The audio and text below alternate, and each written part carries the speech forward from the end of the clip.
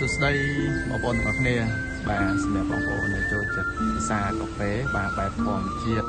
ថ្ងៃនេះខ្ញុំសូមណែនាំហាងកាហ្វេមួយកន្លែងឲ្យបងប្អូនអ្នកចូលចិត្តភាសាកាហ្វេបែបធម្មជាតិដូចខ្ញុំអញ្ចឹងឲ្យស្គាល់បាទទីតាំងនេះនៅក្នុងបរិយាពិភពថ្មីបាទទៅមុខស្ថានីយទូតអាស៊ីអាគ្នេយ៍បាទគឺកន្លែងនេះធម្មជាតិស្រឡះដើមឈើធំខ្យល់ត្រជាក់ចោលត្រជាក់លំឡើងស្រស់ស្រាយបងប្អូនស្រស់ស្រាយនិយាយរួមទៅស្ងាត់ហើយធម្មជាតិបាទសម្រាប់បងប្អូនសិនសិតអីអង្គុយរៀនក៏បានអង្គុយធ្វើការក៏បានចែកគ្នាលេងក៏បានបាទរួមទៅវា fresh បាទ fresh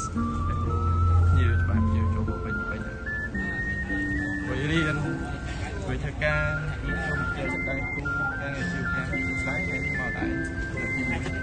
ហើយក៏នៅលើមួយលើកទី2វាអាចធ្វើពណ៌មើលជារៀងរហូតដែរព្រោះនៅចិត្តកន្លែងដែលខ្ញុំធ្វើការដែរបាទអញ្ចឹងសម្រាប់បងប្អូននៅភពថ្មីទីហ្នឹងអាចកាហ្វេចែកគ្នាបានបាទ